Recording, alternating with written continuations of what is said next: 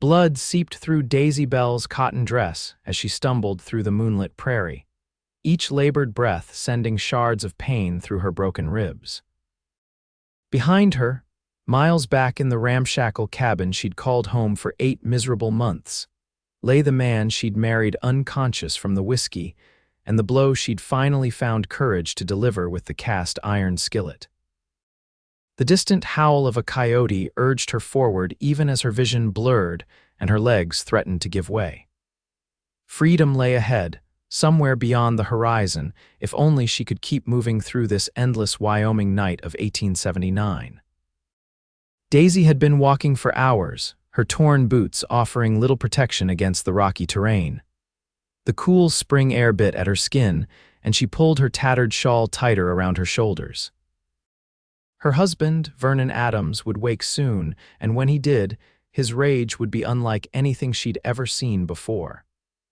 The thought sent a fresh wave of terror through her body. She'd met Vernon in Cheyenne less than a year ago. He'd seemed kind then, offering a lonely seamstress like her security and companionship. Her parents had died of fever 2 years prior, leaving her alone in the world at 22. Vernon had promised her a good life on his homestead. Those promises had lasted precisely 3 weeks after their wedding. The first time he hit her, he'd wept afterward, blaming the whiskey and swearing it would never happen again. By the third time, he no longer bothered with apologies. By winter, she'd learned to move silently, to anticipate his moods, to become nearly invisible in her own home. But tonight, when he'd come at her with a knife after she'd accidentally burned the stew, something inside her had finally broken free. "I will not die at his hands," she whispered to herself, the words a prayer and a promise. Her right eye was swollen nearly shut, and she could taste blood on her split lip. Each step sent waves of nausea through her body, but stopping meant death. The first hints of dawn had just begun to lighten the eastern sky when Daisy saw a faint light in the distance. Hope surged within her, giving her the strength for a few more steps. A ranch house, perhaps, or a line shack where she might find help, but her body had reached its limit. The world began to spin, darkness encroaching at the edges of her vision. As consciousness fled, she saw a figure on horseback approaching. Tall and broad-shouldered against the lightening sky, he dismounted with fluid grace. The last thing Daisy Bell felt before collapsing was the surprising gentleness of a stranger's arms catching her broken body. Cole Tucker had been tracking a mountain lion that had been preying on his calves when he spotted her, a slight figure stumbling across the open range as though the devil himself were in pursuit. At first light, he'd thought her a mirage, some trick of the morning shadows. It wasn't until he rode closer that he saw the blood, the bruises, the unmistakable evidence of brutality. He caught her just as she fell, her body no more substantial than a child's in his arms. Up close, despite the injuries, he could see she was young, perhaps in her early 20s, with hair the color of wheat and features that might be pretty beneath the bruising. "Miss, can you hear me?" Cole gently patted her cheek, but she remained unconscious. Cursing under his breath, he lifted her carefully onto his horse, mounting behind her and cradling her against his chest. His ranch was only a mile away, and his housekeeper, Martha, had been a nurse during the war between the states. If anyone could help this woman, it was Martha. As he rode, Cole felt the woman's shallow breathing against him and wondered what monster had done this to her. He'd seen violence in his 30 years, had fought Comanches as a young man, had served briefly as a deputy in Laramie before buying his ranch, but there was something especially contemptible about a man who would beat a woman. The Double T Ranch came into view as the sun crested the eastern mountains. It wasn't the largest spread in Wyoming territory, but Cole had built it from nothing over the past 5 years, and pride swelled in his chest whenever he saw it. The main house was sturdy pine, 2 stories with a wide porch. Bunkhouses for his 6 ranch hands stood a respectful distance away, and the barn was newly painted red. It was a good place, a place of hard work and fair treatment. "Martha," Cole called as he rode into the yard. "Martha, come quick." The door to the house opened, and a stout woman in her 60s emerged, wiping her hands on her apron. Her gray eyes widened at the sight of the bloody woman in Cole's arms. "Lord, have mercy," Martha breathed, hurrying down the steps. "What happened?" "Found her on the north pasture," Cole said, dismounting carefully and lifting the unconscious woman. "She collapsed just as I reached her." Martha's practiced eye took in the injuries. "Bring her in. The guest room, I'll heat water and get my medicines." Cole carried the woman upstairs, placing her gently on the clean sheets of the guest bed. In the better light of the room, her injuries looked even worse, her face a map of purples and yellows, dried blood caked in her hair, bruises visible on her neck in the unmistakable pattern of fingerprints. "Whoever did this needs to swing," he muttered, stepping back as Martha bustled in with a basin of water and clean cloths. "Go on now," Martha shooed him. "I need to undress her and see the extent of it. Send Jimmy to fetch Doc Patterson."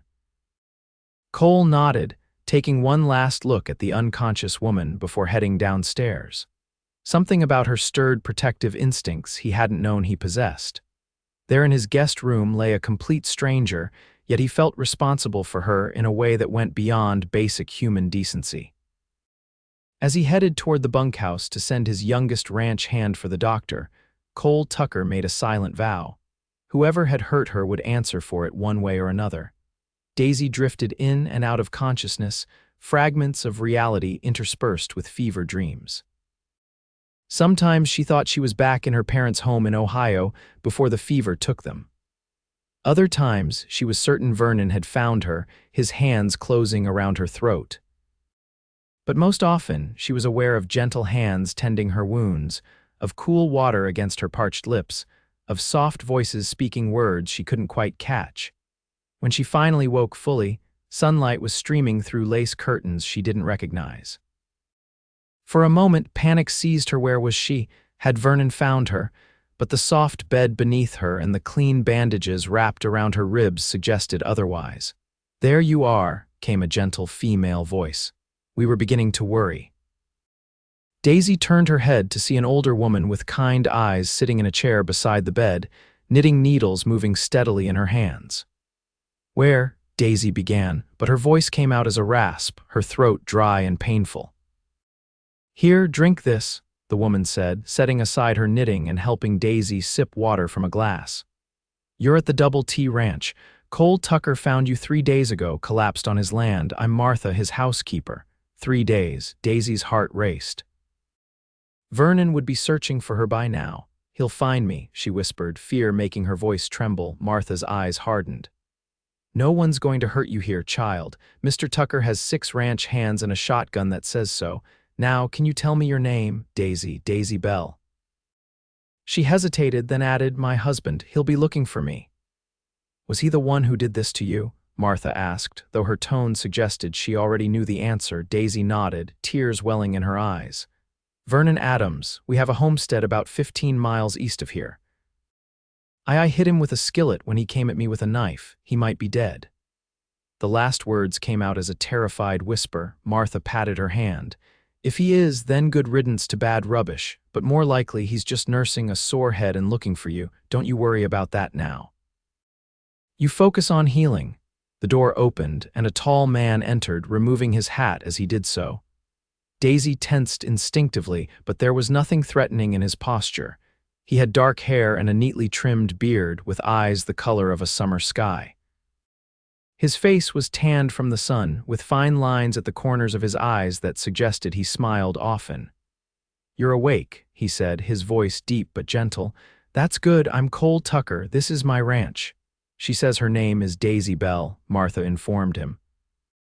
"And that husband of hers is called Vernon Adams, has a place east of here." Cole nodded, keeping a respectful distance from the bed. "I know of him, hasn't been in these parts long, keeps to himself." "He'll come looking for me," Daisy said, hating the tremor in her voice. Cole's expression hardened. "Let him try." His hand moved unconsciously to touch the revolver at his hip. "You're safe here, Mrs. Adams. I give you my word on that." "Miss Bell," she corrected him quietly. "I won't carry his name any longer." A ghost of a smile touched Cole's lips. "Miss Bell, then. The doctor says you have 3 broken ribs, a mild concussion, and more bruises than he cares to count, but nothing that won't heal with time and rest. You're welcome to stay here until you're well. I have no way to pay you, Daisy admitted, shame coloring her cheeks. We're not asking for payment, Cole said firmly. Out here, we help our neighbors. It's how we all survive. Daisy looked from Cole to Martha, searching for any sign of deception, any hidden motive.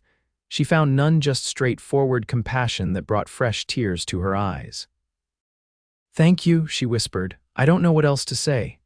No need to say anything, Cole replied. Just rest and get better. Martha will bring you some broth shortly. He put his hat back on and nodded to her. I'll check on you later, Miss Bell. After he left, Daisy sank back against the pillows, exhaustion claiming her again. For the first time in months, she felt something dangerous and unfamiliar stirring in her chest. Hope. By the end of the first week at the Double T Ranch, Daisy was able to sit up in bed without assistance. The bruises on her face had begun to fade from deep purple to a sickly yellow-green, and though her ribs still ached fiercely, the sharp pain had dulled to a manageable throb. Dr. Patterson had visited twice, pronouncing her healing well but insisting she remain in bed for at least another week. The forced inactivity chafed at Daisy. All her life, she'd been busy with something, helping her mother with household chores, learning the seamstress trade, then managing Vernon's household. Lying in bed with nothing but her thoughts for company left her too much time to worry about Vernon finding her. Martha seemed to sense her restlessness and began bringing mending to the room, grateful for Daisy's skilled hands with a needle. The older woman would sit with her for hours, sharing stories of her life before coming to work for Cole. I was a nurse for the Union Army, Martha told her one afternoon as Daisy carefully repaired a torn shirt. Saw things no person should ever have to see. After the war, I came west with my husband. He was killed by Sioux in '69, but by then, this territory had become home. I've been with the Tucker family ever since. Mr. Tucker seems very kind, Daisy ventured, curious about the man who had rescued her. Martha's eyes twinkled. Cole's a good man. Built this ranch from almost nothing after his father died. Works harder than any man I know, treats his hands fairly, and never turns away someone in need. She paused, giving Daisy a knowing look. And unmarried, which has every unmarried woman in 3 counties setting their caps for him. Daisy blushed. I'm still married, Martha. For now, the older woman replied cryptically. But a man who does what yours did forfeits any right to call you wife. Wyoming Territory has the most progressive divorce laws in the nation, you know. Women can vote here too. The idea of divorce had never occurred to Daisy. In Ohio, such things were scandalous, nearly impossible to obtain. The thought that she could legally free herself from Vernon sent a surge of something like exhilaration through her. Do you really think I could? She asked softly. I know you could, Martha assured her, and should, that man is no husband. Their conversation was interrupted by a knock at the door. Cole entered, carrying a small bouquet of wildflowers. The Hands found these by the creek, he said, looking slightly embarrassed. Thought they might brighten your room. Daisy accepted the flowers with a smile that transformed her still bruised face. They're beautiful. Thank you, Mr. Tucker. Cole, please, he insisted. Mr. Tucker was my father. Martha rose, taking the flowers. I'll put these in water. And I believe I have biscuits in the oven that need checking. After she left, Cole remained standing awkwardly by the door. Daisy noticed he always kept a respectful distance, never coming too close as if afraid of frightening her. How are you feeling today, Miss Bell? Better, she replied. And please call me Daisy. After all, you've seen me at my absolute worst. A shadow crossed his face. What I saw was your courage. Not many would have had the strength to do what you did. His words warmed something inside her that had been cold for so long. Martha tells me you built this ranch yourself. Cole moved to the window, gazing out at the land that stretched to the mountains. My father started it. I was just a boy when we came to Wyoming. He died when I was 25, leaving me the beginnings of what you see now. It's been 5 years of hard work since then. You've done remarkably well, Daisy said. It's beautiful here. It can be harsh too, Cole admitted. Winters that freeze a man solid, summers that scorch the earth, but there's a freedom here you won't find back east. He turned to look at her. You could find that freedom too, Daisy. The The way he said her name, gentle yet strong, made her heart flutter strangely. It had been so long since a man had spoken to her with respect, with genuine concern for her well-being. "I don't know what I'll do," she admitted. "I have no family, no money of my own. You have time to figure it out," Cole assured her. "No one's going to rush you out of here." A shout from outside drew his attention. Cole moved to the window, his expression darkening. "What is it?" Daisy asked, fear clutching at her heart. "Stay here," Cole said, his hand moving to his gun belt. "Lock the door behind me." He left quickly, and Daisy dragged herself from the bed, ignoring the pain in her ribs as she limped to the window. In the yard below, she could see Cole confronting a man on horseback, a man whose silhouette she recognized immediately. Vernon, her heart hammering in her chest, Daisy pulled on the robe Martha had loaned her and moved as quickly as she could to the door. She had to hear what was happening. She couldn't hide in this room while others faced Vernon's rage. In the hallway, she could hear voices floating up from below. "I know she's here, Tucker," Vernon's voice, slurred with drink even in the middle of the day. "That's my wife, and I'm taking her home." "There's no woman here by that description," Cole's voice, steady and firm. "Now I suggest you turn around and ride out before things get unpleasant." Daisy crept to the top of the stairs, clutching the banister for support. Through the open front door, she could see Vernon, disheveled and angry, swaying slightly on his horse.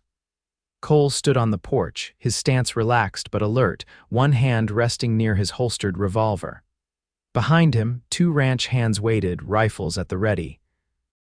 "She's my property by law," Vernon snarled. "You're harboring her illegally." "A woman isn't property," Cole replied, his voice cold now.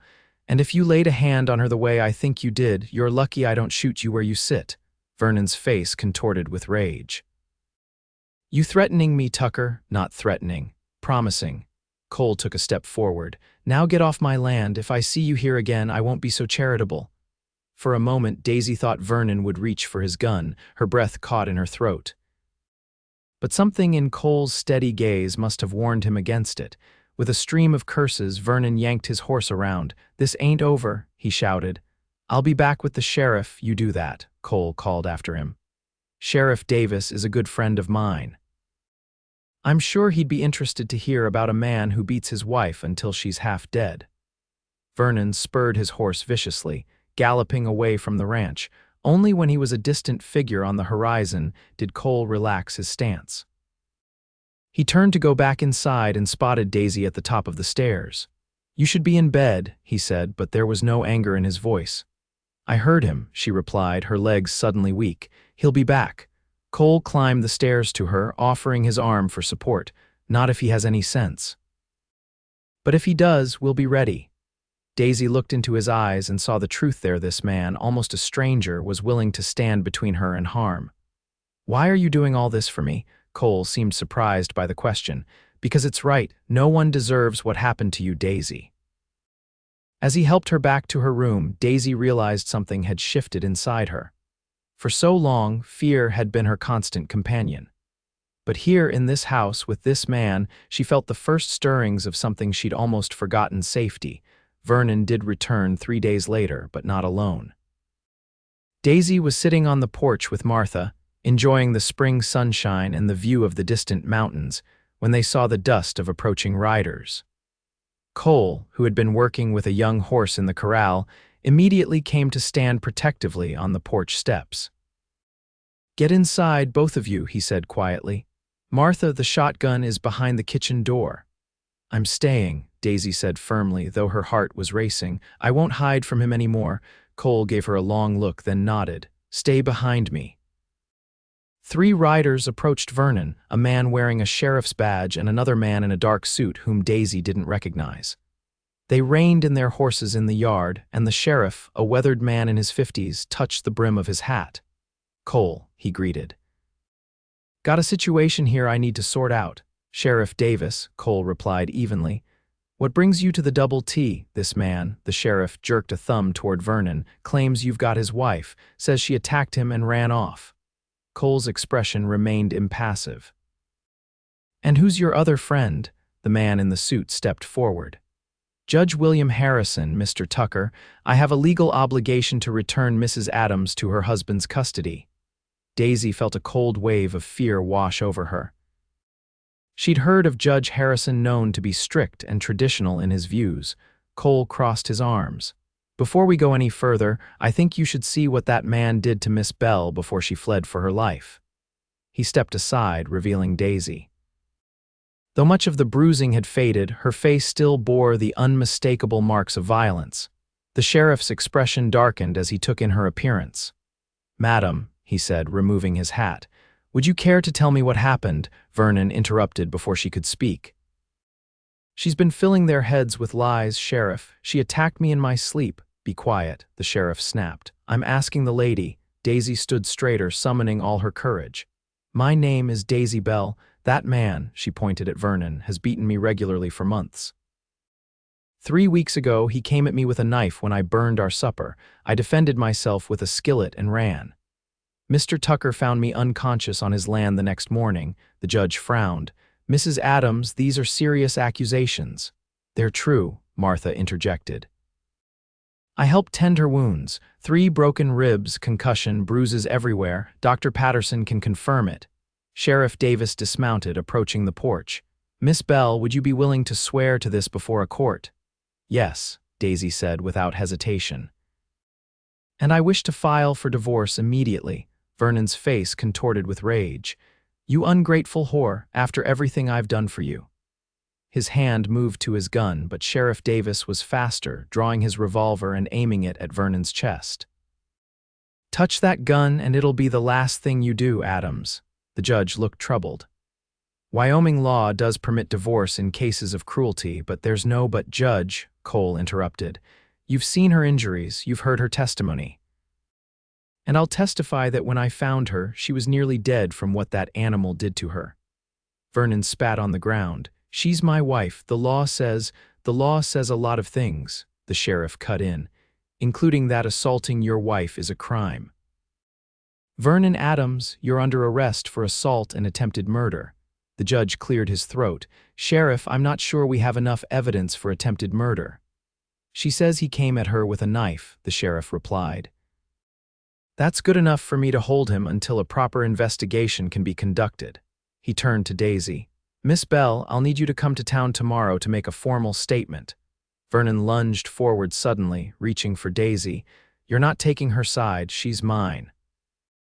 Cole moved with surprising speed for such a large man, his fist connecting with Vernon's jaw with a sickening crack. Vernon crumpled to the ground, unconscious. The judge looked scandalized. "Mr. Tucker," "He was going for her, Judge," Sheriff Davis said mildly. "I saw it plain as day.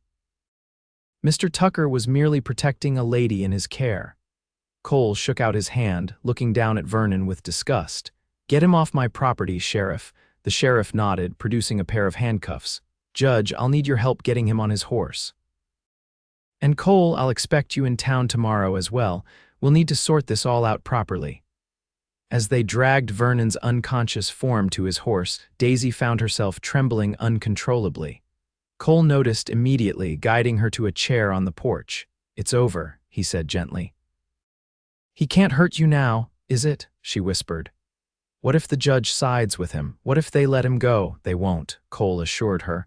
"Not after seeing what he did to you, and even if they tried, he wouldn't get within a mile of you again. I promise you that, Daisy." She looked up into his blue eyes and saw the steel behind them. This man, who had no obligation to her whatsoever, was putting himself between her and danger without hesitation. Something warm unfurled in her chest, something she was almost afraid to acknowledge. "Thank you," she said softly, reaching out to touch the hand he'd used to strike Vernon. His knuckles were already bruising. "You shouldn't have had to do that." "Some men only understand one language," Cole replied, his voice low, "and I was happy to speak it to him." Martha appeared with a basin of cool water and a cloth, which she handed to Daisy. "Here, child, tend to his hand. I'll make some tea with whiskey for both of you. You look like you need it." As Daisy gently cleaned Cole's knuckles, she was acutely aware of the strength in his hand, the calluses that spoke of hard work, the gentleness with which he allowed her ministrations. Their eyes met briefly, and something passed between them, an understanding, a connection that needed no words. For the first time since she'd fled her marriage, Daisy allowed herself to think of the future. Not just of survival, but of possibility. The town of Pine Ridge nestled in a valley 20 miles from the Double T Ranch. It wasn't large, a single main street lined with the essential businesses of frontier life. A general store, a saloon, a small hotel, a church, the sheriff's office, and a handful of other establishments. Daisy had never been there before, having only passed through on the stagecoach when Vernon first brought her to Wyoming. Cole insisted on driving her to town himself the next day, using his best buggy rather than horseback to spare her still healing ribs. Martha had helped Daisy dress in one of her own Sunday dresses, altered quickly to fit Daisy's smaller frame. It was the first time since her arrival at the ranch that Daisy had worn anything other than a nightgown or borrowed robe. "You look lovely," Cole said when she emerged from the house. "The blue suits you." Daisy blushed at the compliment. "Thank you, and thank you for taking me. I don't think I could face this alone." "You're not alone," Cole replied simply, helping her into the buggy with careful hands. The journey to town gave Daisy time to study Cole more carefully. In the past 2 weeks, she'd learned bits and pieces about him from Martha and from their brief conversations. He was 30 years old, had fought briefly in the final year of the Civil War as a boy soldier, had tried his hand at law enforcement before deciding ranching was his true calling. He was respected in the territory, known for his fair dealings and hard work. What Martha hadn't mentioned, but Daisy couldn't help noticing, was his physical presence, the breadth of his shoulders, the strength evident in his movements, the way the sun had burnished his skin to bronze. Yet despite his size and strength, there was a gentleness to him, particularly around her, as if he were constantly aware of her injuries and fears. "What will happen today?" she asked as they neared the town. "I've never been in a courtroom before. It won't be a formal trial," Cole explained.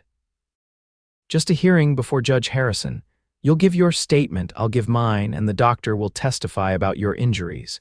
The sheriff will present charges against Vernon, and the judge will decide whether to hold him for trial." Daisy's hands twisted nervously in her lap. "And the divorce?"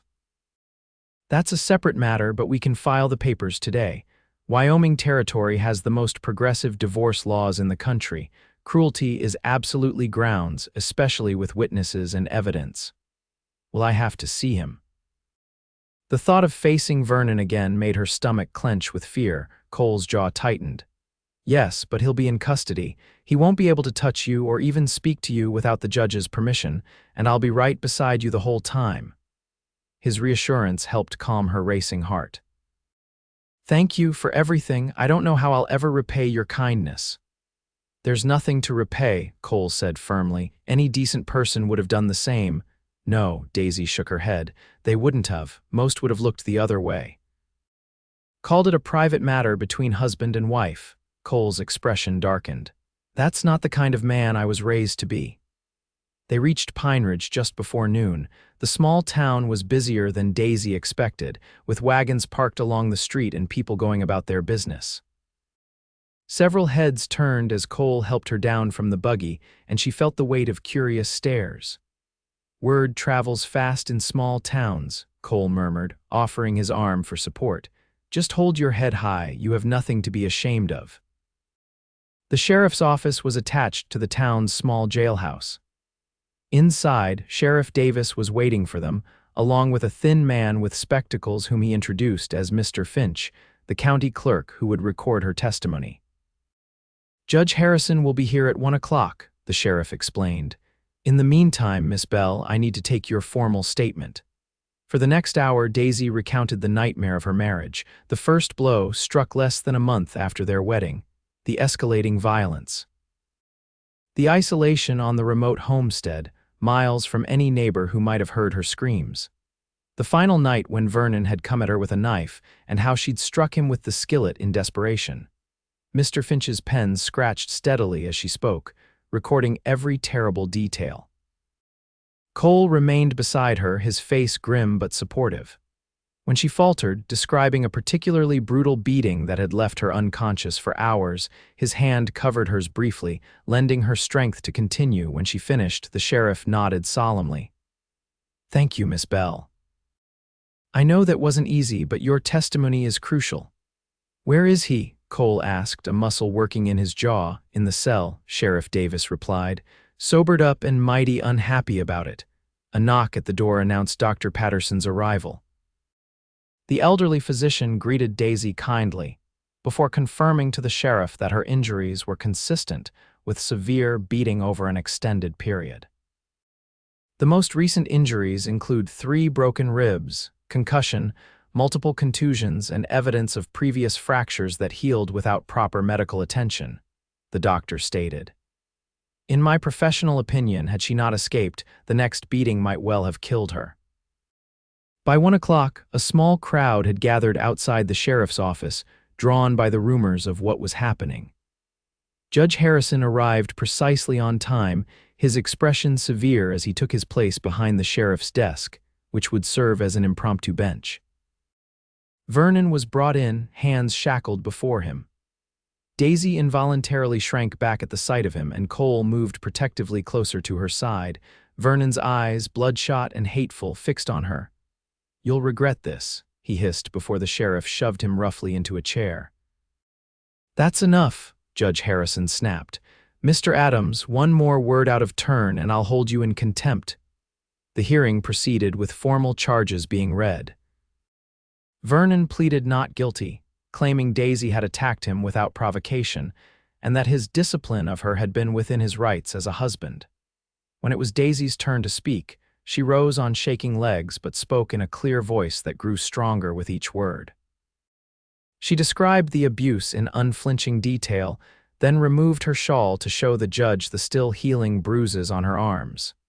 "Your Honor," she concluded, "I believed that night that he would kill me. I struck him only to save my own life, and I ran because I knew that if I stayed, I wouldn't survive." Judge Harrison listened attentively, his expression giving nothing away. When Cole testified about finding her near death on his land, and Dr. Patterson presented his medical assessment, the judge's face grew increasingly grave. Finally, Vernon was permitted to speak in his defense. His story was a tangle of contradictions and accusations, claiming Daisy was unstable, that she'd provoked him, that she'd been unfaithful. With each wild claim, his credibility visibly diminished. After all testimony was given, Judge Harrison cleared his throat. "This court finds sufficient evidence to bind Vernon Adams over for trial on charges of assault with intent to do grave bodily harm. Bail is denied due to the risk to the victim. Trial will be set for the June session of the territorial court." Vernon leapt to his feet, his face contorted with rage. "She's my wife. You can't do this." "Remove the prisoner," the judge ordered, and the sheriff dragged Vernon from the room, his threats and curses fading down the hall. Judge Harrison turned to Daisy. "Miss Bell, I understand you wish to file for divorce." "Yes, Your Honor," she replied, her voice steady now. "The clerk will provide the necessary papers. Given the evidence presented today, I see no reason why your petition would not be granted. The territorial court can hear both matters when it convenes." Relief washed over Daisy so intensely that she swayed on her feet. Cole's hand at her elbow steadied her. "Thank you, Your Honor," she managed. As people filed out of the sheriff's office, several women approached Daisy. One, a stout matron in her 40s, introduced herself as Mrs. Henderson, the owner of the town's small hotel. "You showed real courage today, Miss Bell," she said warmly. "If you need employment once you're recovered, I could use help at the hotel. I've been looking for someone who can sew and help with the rooms." Daisy was momentarily speechless at the unexpected offer. "That's very kind of you, Mrs. Henderson. It's not charity," the woman said firmly. "Good workers are hard to find out here. Think about it." Others expressed similar support, each interaction helping to ease the knot of anxiety that had lived in Daisy's chest for so long. By the time she and Cole left the sheriff's office, having filed the initial divorce papers, she felt lighter somehow, as if a crushing weight had been lifted from her shoulders. "Are you hungry?" Cole asked as they stepped back into the sunshine. Martha packed us a lunch, but we could eat at the hotel restaurant if you prefer. The packed lunch sounds perfect, Daisy replied. Somewhere quiet, perhaps, Cole nodded, understanding her need for peace after the emotional strain of the morning. He led her to a small park at the edge of town, where a few benches sat beneath cottonwood trees. The location offered a view of the distant mountains while remaining within sight of the town, a balance of privacy and propriety. As they shared the simple meal, Martha had prepared cold chicken, biscuits, and apple pie. Daisy found herself studying Cole's profile. In the dappled sunlight beneath the trees, the strength of his features was softened somehow. For the first time, she allowed herself to acknowledge the warmth that spread through her whenever he was near. "What will you do now?" Cole asked, breaking a comfortable silence. Daisy considered the question. "Mrs. Henderson's offer is generous. Once I'm fully recovered, I could take a room at the hotel and work there." "You could," Cole agreed, his eyes on the distant mountains, "or you could stay at the Double T a while longer. Martha enjoys having another woman around and there's plenty of space." Daisy's heart quickened at his words. "I wouldn't want to impose." "It's not an imposition," Cole said quietly. "The ranch it's a good place, peaceful. You could take the time to decide what you really want now that you're free to choose." Free to choose. The words resonated within her. For so long, her choices had been limited by circumstance, by poverty after her parents' death, by Vernon's control afterward. The idea of having true freedom was both exhilarating and terrifying. "I'd like that," she admitted. "To stay a while longer if you're sure." Cole's smile transformed his face, crinkling the corners of his eyes. "I'm sure." As they packed up the remains of their lunch and prepared to return to the ranch, Daisy felt something unfurl inside her, like a flower turning toward the sun. It was hope. She realized hope for a future she might actually want to live. Spring gave way to early summer, and with it, Daisy's body continued to heal. The bruises faded completely, the broken ribs mended, and only the faintest scar remained above her left eyebrow where Vernon's ring had split the skin months ago. But the inner healing was slower, marked by nightmares that still sometimes woke her in a cold sweat, by the way she still flinched at sudden movements, by the lingering fear that someday Vernon might return, despite being held in the territorial jail awaiting trial. Life at the Double T settled into a comfortable rhythm. As soon as she was physically able, Daisy had insisted on making herself useful. She helped Martha with the cooking and cleaning, mended clothes for the ranch hands, and even began tending a small vegetable garden behind the house. Cole had been true to his word, never pressuring her to leave, treating her with a respect and consideration she'd almost forgotten could exist between a man and a woman. In the evenings, they often sat on the porch, watching the sunset paint the mountains in shades of gold and purple, talking of small things, books they'd read, places they'd seen, stories from their childhoods. She learned that Cole had lost his mother when he was just 12, that he'd helped his father build the ranch from nothing, that he'd once dreamed of becoming a lawyer before the land had claimed his heart. He spoke of cattle drives and harsh winters, of the satisfaction of watching a calf being born, of the freedom he found in this wild country. In turn, Daisy shared stories of her life before Vernon, of growing up in Ohio, of learning to sew at her mother's knee, of the fever that had taken both her parents within days of each other when she was 20. She spoke of her dreams once, of having a shop of her own, of creating beautiful things with fabric and thread. "You could still do that," Cole said one evening as they sat side by side on the porch swing. "Pine Ridge has no seamstress. The closest one is in Laramie, 30 miles away." Daisy looked out at the mountains, considering, "Perhaps, but I'd need capital to start such a venture." "I might be able to help with that," Cole offered. "As an investment, not charity." She turned to study his face in the fading light. "Why would you do that?" Cole was quiet for a moment, his eyes on the horizon. "Because I believe in you, Daisy. Because I've seen your strength, your determination. And because—" He hesitated, then continued more softly, "because I've come to care for you more than I probably should admit." The words hung in the air between them, honest and vulnerable. Daisy's heart raced, a mixture of exhilaration and fear washing over her. "Cole, she began, but was interrupted by the sound of hooves approaching. They both turned to see one of the ranch hands, Jimmy, riding fast toward the house. Cole was on his feet immediately, instinctively placing himself between Daisy and potential danger. "What is it, Jimmy?" he called as the young man reined in his horse. "Rider coming, boss," Jimmy reported breathlessly. "Sheriff Davis riding hard." Cole's expression tightened with concern.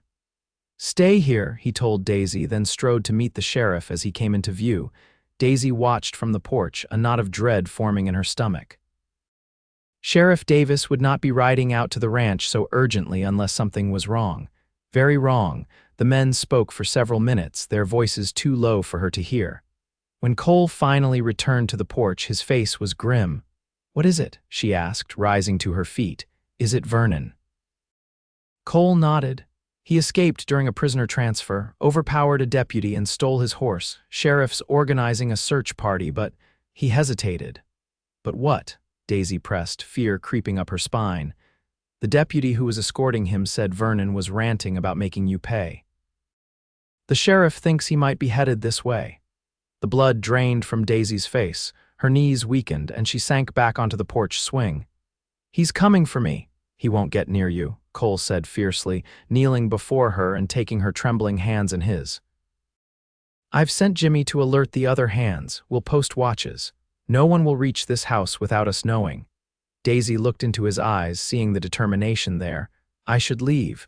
I've brought this danger to your home, to you and Martha and your men." "No," Cole's grip on her hands tightened. "Running is exactly what he wants. You'll be safer here with people to protect you than alone on the road." Sheriff Davis approached the porch, removing his hat. "Miss Bell, I'm sorry to bring this news. We've got men searching every trail and road between here and town. With luck, we'll catch him before he gets anywhere near here." "And if you don't?" Daisy asked, her voice barely above a whisper. The sheriff exchanged a glance with Cole. "Then we'll be ready for him here." "I'm leaving 2 deputies on your property, Cole, if that's all right." Cole nodded. "Put them where they can watch the approach roads. My men will cover the rest of the perimeter." As the sheriff returned to his horse, Cole turned to Daisy. "Let's get you inside. Martha will fix us some coffee." The hours that followed were among the longest of Daisy's life. Night fell, and still there was no word. Cole insisted Martha and Daisy stay in the main room of the house, away from windows, while he and his men maintained a vigilant watch. Twice, riders approached, but both times they were search parties reporting no sign of Vernon. Near midnight, Martha finally convinced Daisy to try to sleep. "You're exhausted, child. You need to rest. Cole and the men will keep watch." Reluctantly, Daisy went upstairs to her room, though she knew sleep would be impossible. She sat by the window instead, gazing out at the moonlit landscape, wondering where Vernon was, what he was planning. A soft knock at her door startled her. "Daisy, it's Cole. May I come in?" She opened the door to find him standing there, his gun belt still strapped to his waist, his face showing the strain of the evening. "Any news?" she asked. "Nothing yet," he replied, stepping just inside the doorway but leaving the door open out of respect for propriety. "I wanted to check on you before I head back out. You should try to sleep." "I can't," Daisy admitted. "Every time I close my eyes, I see him coming for me." Cole's expression softened with compassion. "I understand, but you're not alone this time, Daisy. I won't let anything happen to you." She looked up at him, at this man who had become her protector, her friend, and perhaps something more. "Why do you care so much, Cole? Why risk yourself for me?" For a long moment, he simply gazed at her, his blue eyes intense in the dim light of her lamp. Then, with a gentleness that made her heart ache, he reached out to touch her cheek. "Because from the moment I found you, something inside me recognized you," he said softly. "Not just as someone who needed help, but as someone I was meant to find."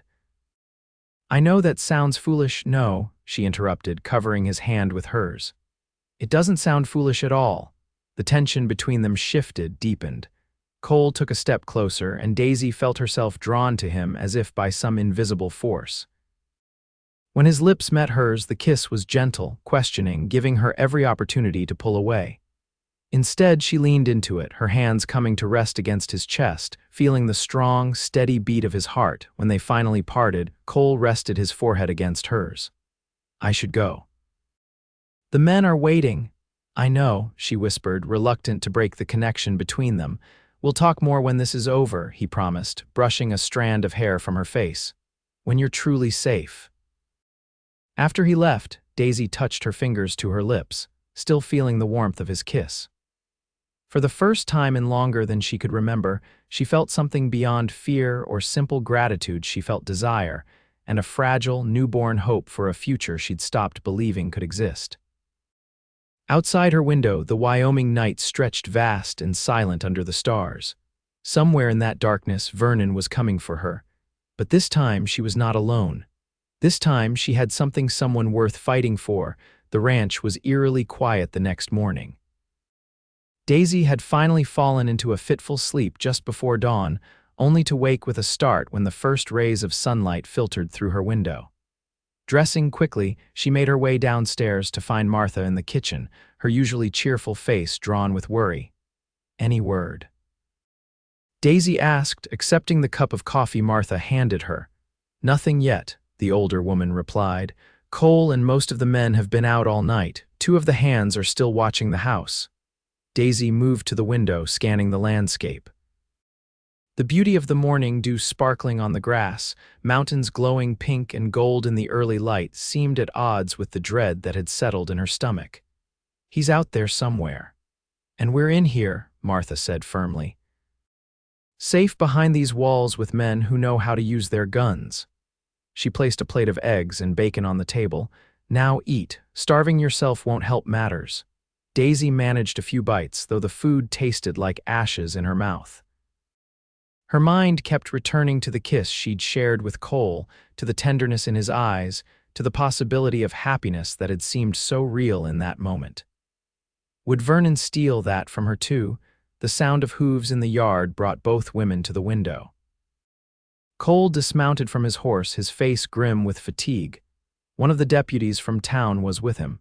Daisy hurried to the door as he entered. "Anything?" she asked, searching his face. Cole shook his head. "We've checked every trail, every cabin, every place he might hide. Nothing." "He could have gone in a different direction," Martha suggested. "Maybe he's not coming here at all." "Maybe," Cole agreed, but his tone suggested he didn't believe it. "Sheriff Davis is extending the search south and east. For now, we maintain our watch." The deputy cleared his throat. "Mr. Tucker, I should get back to the sheriff. Report what we found or didn't find." Cole nodded. "Tell him we're keeping Miss Bell safe here. Any change, we'll send word immediately."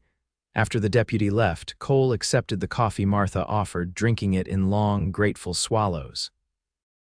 Daisy noticed the lines of exhaustion etched around his eyes, the stubble darkening his jaw. "You need to rest," she said softly. "You can't keep going like this." "I'm fine," he insisted, though he swayed slightly on his feet. "Just need some coffee." Martha exchanged a look with Daisy. "Cole Tucker, you're dead on your feet. You'll be no good to anyone if you collapse. Now go upstairs and get a few hours' sleep. The other men can keep watch." For a moment it seemed he would argue, but then his shoulders slumped in acknowledgement of his exhaustion. 2 hours, no more. "And you wake me if anything at all seems wrong." "We will," Daisy promised, relief flooding her at the thought of Cole getting some rest. After he went upstairs, Daisy helped Martha with the morning chores, finding comfort in the mundane tasks of washing dishes and sweeping floors. But her eyes constantly strayed to the window, scanning the horizon for any sign of movement. "He won't get past our men," Martha said, noticing her vigilance. "Cole's got eyes all around this property." "I know," Daisy replied, "but Vernon's clever and desperate. That makes him dangerous." The morning stretched into afternoon with no sign of Vernon and no further news from the search parties. Cole came downstairs after 3 hours of sleep, looking somewhat refreshed but still tense. He checked with the ranch hands, repositioned the watches, and tried to reassure Daisy with a confidence she could tell was partly forced. By evening, a strange calm had settled over the ranch, the tense quiet of waiting, of listening for the snap of a twig or the distant beat of hooves that might signal danger. Martha prepared a simple dinner which they ate in near silence, each lost in their own thoughts. As night fell once more, Cole insisted on taking the first watch himself. "Try to get some sleep," he told Daisy. "I'll be right outside," but sleep remained elusive. Daisy lay in bed, fully clothed, listening to the night sounds of the ranch, the distant lowing of cattle, the occasional whinny of a horse, the soft footsteps of the men on watch. Her window was open slightly to catch the cool night breeze, and through it she could hear Cole's voice as he checked with one of his men. "Nothing on the north ridge," the ranch hand reported. "All quiet, keep your eyes sharp," Cole replied. "He'll come in the darkest part of the night if he comes." Their voices faded as they moved away from the house. Daisy closed her eyes, trying to calm her racing thoughts. She was safe here. Cole wouldn't let anything happen to her. The minutes ticked by, turning into hours. The house grew silent as Martha retired to her room. Outside, the moon rose, casting silver light across the landscape. Daisy must have drifted into a light doze, for she was startled awake by a soft scraping at her window. Heart pounding, she sat up. It could be a tree branch, she told herself, or a bird, but there were no trees close enough to the house to reach her second-floor window. The scraping came again, followed by the distinct creak of the window being pushed further open. Daisy opened her mouth to scream, but before any sound could emerge, a hand clamped over her lips. Vernon's face, twisted with hatred, loomed over her in the moonlight. "Make a sound and I'll kill you right here," he hissed, pressing the blade of a knife against her throat. "Then I'll kill your cowboy protector too." Fear paralyzed her momentarily, but as Vernon dragged her from the bed, survival instinct took over. She bit down hard on the hand covering her mouth. Vernon swore, jerking his hand away, and Daisy seized the opportunity. "Cole." She screamed, her voice piercing the night. "Help!" Vernon backhanded her with savage force, sending her sprawling across the floor. "Shut up, you bitch!" Daisy scrambled backward, trying to put distance between them. Vernon advanced, knife gleaming in the moonlight. "You thought you could leave me, that you could turn the law against me. I'll show you what happens to disobedient wives." Shouts erupted outside as Cole and the ranch hands responded to her scream. Heavy footsteps pounded up the stairs. Vernon glanced toward the door, momentarily distracted, and Daisy seized her chance. She lunged for the water pitcher on her nightstand and hurled it at Vernon's head. The pitcher caught him in the temple, staggering him. In that same moment, the door burst open and Cole rushed in, revolver drawn. "Drop the knife, Adams," Cole ordered, his voice deadly calm. Vernon, blood streaming from the cut on his temple, looked from Cole to Daisy with wild eyes. "She's my wife. This is between us." "She's not your wife anymore," Cole replied, steadily advancing. "Now drop the knife or I'll put a bullet in you." For a heartbeat, the room was perfectly still. Then Vernon lunged not toward Daisy, but toward Cole. The knife flashed in the moonlight. The gunshot was deafening in the confined space. Vernon staggered, the knife falling from his hand as he clutched at his chest. He looked almost surprised as he crumpled to the floor. "Daisy?" Cole rushed to her, holstering his gun and gathering her trembling form into his arms. "Are you hurt? Did he hurt you?" She shook her head, unable to speak, her eyes fixed on Vernon's motionless body. Blood was spreading across the front of his shirt, staining the floorboards beneath him. Martha appeared in the doorway, gasping at the scene. Behind her, several ranch hands peered in with wide eyes. "Martha, take Daisy downstairs," Cole instructed, his voice remarkably steady. "Jimmy, ride for the doctor and the sheriff. The rest of you help me with him." As Martha led her away, Daisy glanced back to see Cole kneeling beside Vernon, checking for a pulse. The last thing she saw before Martha guided her from the room was Cole looking up, his face grim, shaking his head. Vernon Adams was dead. The next hours passed in a blur. Daisy sat wrapped in a blanket by the fireplace, a cup of tea laced with whiskey clutched in her trembling hands. Martha hovered nearby, her usual brisk manner softened by concern.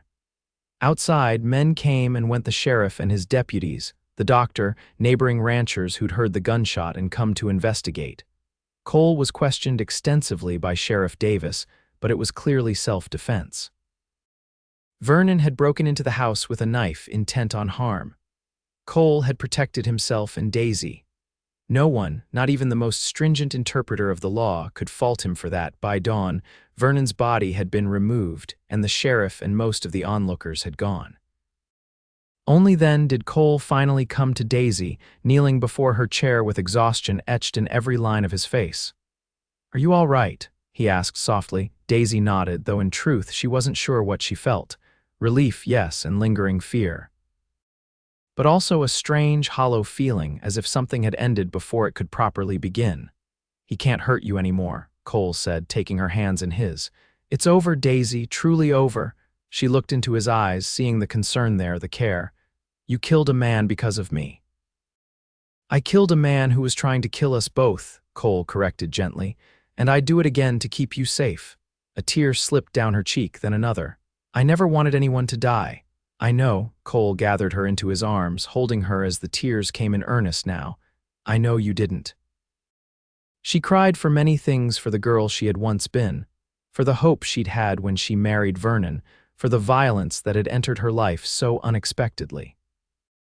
But mostly she cried from relief, from the knowledge that the fear that had been her constant companion for so long could finally be laid to rest. When the storm of weeping passed, she remained in Cole's arms, drawing comfort from his steady presence. Martha had discreetly left them alone, understanding that this moment of healing needed no witness. "What happens now?" Daisy asked at last, her voice rough from crying. Cole drew back slightly to look at her. "That depends on you. You're free now, Daisy. Free to make whatever choice feels right to you. Freedom." The word still felt strange, full of possibility and terror in equal measure. "I don't know what to do with freedom," she admitted. "I've been afraid for so long." "You don't have to decide everything today," Cole said, "or tomorrow. Take the time you need. I'll be here, whatever you choose." She studied his face, seeing the truth of his words in his eyes. "And if I choose to stay, here at the Double T," a spark kindled in Cole's gaze, "nothing would make me happier. But I want you to stay because it's what you want, not because you feel you have nowhere else to go." "And if I want to stay because of you?" Daisy asked, her heart pounding at her own boldness. Cole's hand came up to cup her cheek, his touch infinitely gentle. "Then I would say that I've fallen in love with you, Daisy Bell. That from the moment you collapsed in my arms, some part of me knew you were meant to be in my life. But I would also say that I want you to be sure to heal, to know your own mind and heart before you make any decisions about us." Love, the word hung in the air between them, both promise and question. Daisy closed her eyes, searching her heart. What she felt for Cole was nothing like what she'd felt for Vernon. This wasn't desperate gratitude or the need for security. This was something deeper, something that had grown quietly in the moments they'd shared talking on the porch, working side by side, the way he'd respected her boundaries and her pain. "I don't know if I can be the woman you deserve right now," she whispered. "I'm damaged." "No," Cole's voice was firm. "You're a survivor. You're the strongest person I've ever known. And I don't want some perfect woman, Daisy. I want you with all your scars and fears and courage." She opened her eyes to find him watching her with such tenderness that it made her breath catch. "Then I choose to stay," she said softly, "for as long as you'll have me." Cole's smile was like the sunrise, transforming his face. Gently, giving her every chance to pull away, he leaned forward and kissed her. Unlike their first kiss, which had been tentative and brief, this one deepened, a promise of all that might be between them. Daisy felt something inside her unfurl, like a flower long kept in darkness finally turning toward the sun. When they parted, Cole rested his forehead against hers. "We'll take it slow," he promised. "One day at a time," Daisy nodded, a smile touching her lips for the first time since Vernon had appeared in her room. "One day at a time," she agreed. It was more than enough to know that those days would be spent by Cole's side. Summer faded into fall, and with it, the last physical reminders of Daisy's ordeal. The inquest into Vernon's death was brief, with Cole fully cleared of any wrongdoing. The divorce petition became moot with Vernon's death, but Judge Harrison formally declared Daisy a widow, legally entitled to her freedom and, surprisingly, to Vernon's homestead. "I don't want it," she told Cole when the papers arrived. "Let the bank have it. I never want to see that place again." They were sitting on the porch swing, watching the sunset paint the mountains in hues of copper and gold. The evening air carried the first hint of autumn crispness, and Daisy had draped a shawl over her shoulders. Martha had knitted it for her, a gesture of affection that still touched Daisy deeply. "You could sell it," Cole suggested. "Use the money to start your seamstress shop in town. The offer still stands, you know." Daisy leaned against his shoulder, comfortable in the casual intimacy they'd developed. True to his word, Cole had never pushed her, allowing their relationship to unfold at a pace that felt safe for her. They had shared more kisses, long talks, quiet moments of connection, but nothing more. He seemed to understand intuitively when she needed space and when she needed closeness. "I've been thinking about that," she admitted. "About the shop, but not in town." Cole turned to look at her, curiosity in his eyes. "Oh, what if?" Daisy hesitated, then pushed forward with the idea that had been forming in her mind. "What if I started here at the ranch? There's that small room off the kitchen that's hardly used. It would make a perfect sewing room. I could make clothes for you and the hands, take commissions from people in town. You'd want to stay here at the Double T." Cole's voice was carefully neutral, but she could hear the hope underneath. Daisy nodded. "If you'll have me. I know we agreed to take things slowly, but these past months, they've shown me what I want, Cole." "And what is that?" he asked softly. "You," she said simply. "This place, this life we've started building." She took a deep breath, gathering her courage. "I love you, Cole Tucker. I think I have for a long time." The joy that spread across his face was like nothing she'd ever seen. Cole took her hands in his eyes bright with emotion. "I've been waiting to hear those words," he said. "Hoping but not wanting to rush you." "You've been more patient than any man has a right to be," Daisy smiled. "But I'm ready now, ready to move forward with you." Cole reached into his pocket, drawing out a small velvet box. "I've been carrying this for weeks, waiting for the right moment." Daisy's breath caught as he opened the box, revealing a simple gold band set with a small, perfect diamond. "It was my mother's," Cole explained. "My father gave it to me before he died, said I should give it to the woman who captured my heart the way my mother captured his." "Cole," she whispered, tears welling in her eyes. "I love you, Daisy Bell," he said, his voice steady and sure. "Would you do me the honor of becoming my wife, of building a life with me here on this land?" Joy bubbled up within her, pure and strong. "Yes," she said, the word like a promise and a beginning all at once. "Yes, I will marry you." Cole slipped the ring onto her finger, then drew her into his arms, kissing her with a tenderness that made her heart sing. When they parted, they were both smiling, the last rays of the setting sun gilding their faces with golden light. "Martha will be pleased," Daisy laughed, thinking of how the housekeeper had been not so subtly encouraging their courtship. "Martha knew before I did," Cole admitted with a grin. "She told me the day after you arrived that you were the one for me, if only I had sense enough to see it." Daisy rested her head against his chest, listening to the strong, steady beat of his heart. "She's a wise woman." "That she is," Cole agreed, his arms tightening around Daisy. "And tomorrow we'll ride into town and share our news, but tonight—" He tilted her face up to his eyes full of love. "Tonight is just for us." As the first stars appeared in the darkening sky, Daisy felt a sense of peace settle over her. The path that had led her here had been painful beyond imagining, but sitting here in Cole's arms, she couldn't regret any of it. Every step, no matter how difficult, had brought her to this place, this moment, this man who had become her shelter and her home. The wedding took place on a crisp October day, with the aspen trees blazing gold against the evergreen slopes of the mountains. It was a small affair, held in the Pine Ridge Church, with Martha beaming from the front pew and Cole's ranch hands cleaned up and uncomfortable in their Sunday best. Sheriff Davis gave Daisy away, a role he accepted with gruff emotion, telling her that he was honored to stand in for her father. Daisy wore a dress of cream silk that she had made herself, with tiny pearl buttons and delicate lace at the collar and cuffs. Her wheat blonde hair was arranged in a simple updo adorned with wildflowers that Martha had helped her gather that morning.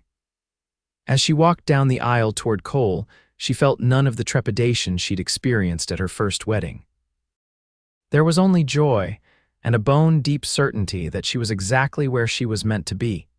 Cole watched her approach with wonder in his eyes, as if he couldn't quite believe his good fortune.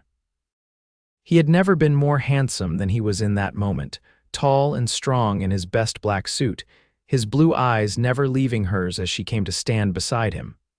The ceremony was brief but heartfelt. When the minister pronounced them man and wife, Cole kissed her with such tenderness that Daisy felt tears spring to her eyes. The small congregation erupted in cheers and applause, and as they turned to face their friends, Daisy felt a happiness so complete it seemed almost too much to bear. The celebration afterward was held at the Double T, with tables set up in the yard and lanterns strung between the trees. There was music from a fiddler brought in from Laramie, dancing, and more food than Daisy had ever seen in one place, thanks to Martha's efforts and the contributions of neighboring ranchers' wives.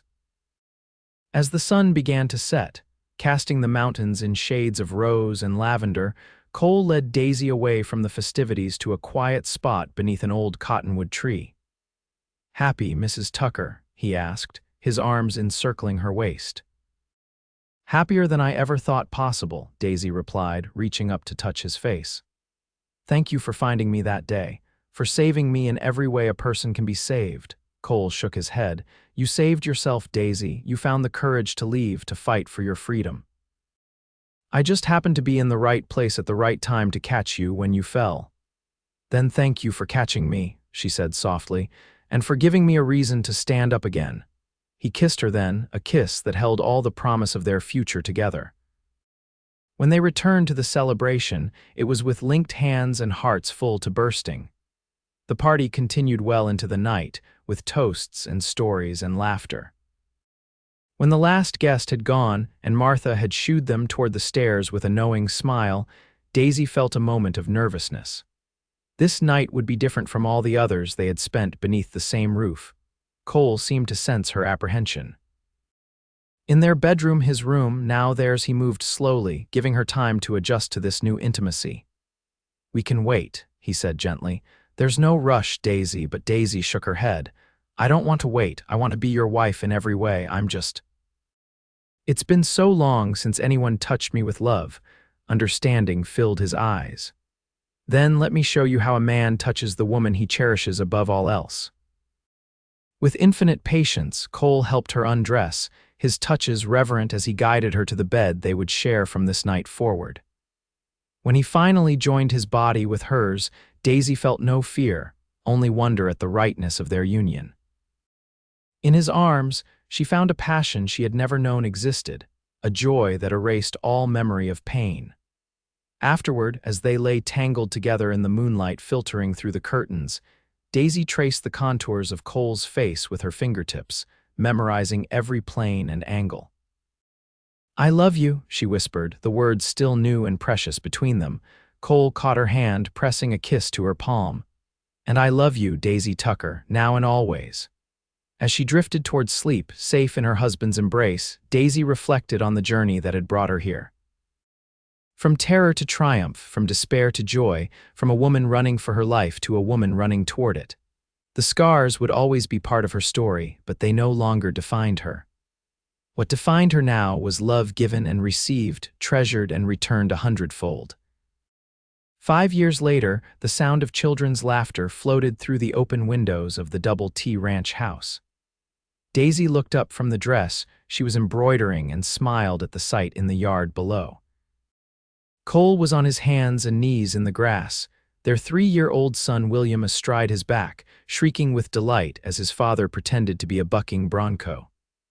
Nearby, Martha sat in a rocking chair on the porch, holding their infant daughter, Emma, born just 2 months ago. Setting aside her sewing, Daisy stepped onto the porch, savoring the warm June sunshine on her face. The ranch had prospered over the past 5 years, expanding to nearly twice its original size. Cole had proven himself not just a skilled rancher but a savvy businessman, his cattle fetching top prices at market. Daisy's own small business had flourished as well.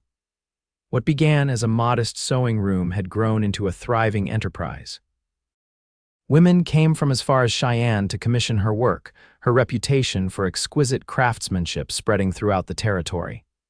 She had even hired 2 apprentices, young women she was teaching the trade, but her greatest joy was her family. William, with his father's blue eyes and her blonde hair, was a whirlwind of energy and curiosity. Baby Emma, still too young to reveal who she would favor, was peaceful and observant, taking in the world with solemn dark eyes. And Cole was the center of it all. 5 years of marriage had only deepened their love, strengthened the bond between them. He was as tender with her now as he had been in those first fragile days, as respectful of her thoughts and feelings, as supportive of her dreams. "Mama, look at me," William called, waving frantically from his perch on Cole's back. "I see you, sweetheart," Daisy called back, waving. "You're a regular cowboy." Cole looked up at the sound of her voice, his face breaking into the smile that still made her heart skip a beat. He said something to William, who slid from his back, then rose and crossed the yard to the porch, taking the steps 2 at a time. "There's my beautiful wife," he said, drawing her into his arms for a quick kiss. "How's the dress coming along?" "Nearly finished," Daisy replied. "Mrs. Henderson will be pleased. It's for her daughter's wedding next month." Cole brushed a strand of hair from her face, his touch as gentle as always. "You look tired, Emma keeping you up a bit," she admitted, "but it's a sweet kind of tiredness." William came bounding up the steps, tugging at Cole's pant leg. "Papa, you promised to show me the new colt." "So I did," Cole laughed, ruffling his son's hair. "Would you like to come along, Mrs. Tucker, a family outing to the stables?" "Let me check on Emma first," Daisy said, moving to where Martha sat cradling the sleeping infant. The older woman had become like a grandmother to their children, her gruff exterior completely melted by their arrival. "She's been sleeping like an angel," Martha reported. "You 3 go on. I'll keep watch over this little one." With William between them, holding both their hands, they walked toward the stables. The ranch hands tipped their hats as they passed, a few stopping to greet William, who was a favorite among the men. Daisy felt a familiar swell of contentment as they entered the cool dimness of the stable. The new foal was indeed a beauty, a chestnut filly with a white blaze down her face. William was beside himself with excitement, especially when Cole lifted him up to stroke the foal's soft muzzle. "Can she be mine, Papa, please?" he begged. "When she's older and you're bigger, we'll see about teaching you to ride her," Cole promised, exchanging an amused glance with Daisy over their son's head. "But for now, she needs to stay with her mama." As William chatted animatedly with the stable hand about the foal, Cole slipped an arm around Daisy's waist, drawing her close. "Happy," he murmured, his lips close to her ear. Daisy leaned into him, watching their son's excited gestures, thinking of their daughter sleeping peacefully on the porch, of the life they had built together on this land. "Completely," she replied, turning to meet his gaze. "You." Cole's eyes, so blue against his sun-browned face, held hers with the same love she'd seen on their wedding day. "I thank God every day for bringing you to me, Daisy Tucker, every single day." She rose on tiptoe to kiss him, a kiss full of all the love and gratitude she felt. William chose that moment to turn around, making a face at his parents' display of affection. "You, kissing again," he complained, making Cole laugh and sweep him up into his arms. "You bet, Cowboy," Cole told him. "When you love someone as much as I love your mama, you just can't help yourself." As they walked back toward the house, the setting sun painting the mountains in gold, Daisy's heart felt full to overflowing. She thought briefly of the frightened young woman she had once been, stumbling through the darkness, fleeing for her life. That woman could never have imagined this life, this love, this family that was her greatest joy and pride. From the darkest night had come the brightest dawn. From terror had come triumph. From a desperate escape had come a homecoming she could never have dreamed possible. Daisy Bell had collapsed into Cole Tucker's arms that fateful morning, broken and afraid. Daisy Tucker walked by his side now, whole and strong and loved beyond measure. And in that journey from despair to joy, she had found not just safety or security, but her truest self, a woman of courage and resilience, capable of giving and receiving love without fear. As William ran ahead to the porch where Martha waited with Emma, Cole squeezed her hand. "I love you," he said simply, the words still as powerful as the first time he'd spoken them. "And I love you," Daisy replied, the words a promise renewed each day. "Now and always." Hand in hand, they walked toward home, toward their children, toward the future they would build together one day, one moment, one act of love at a time.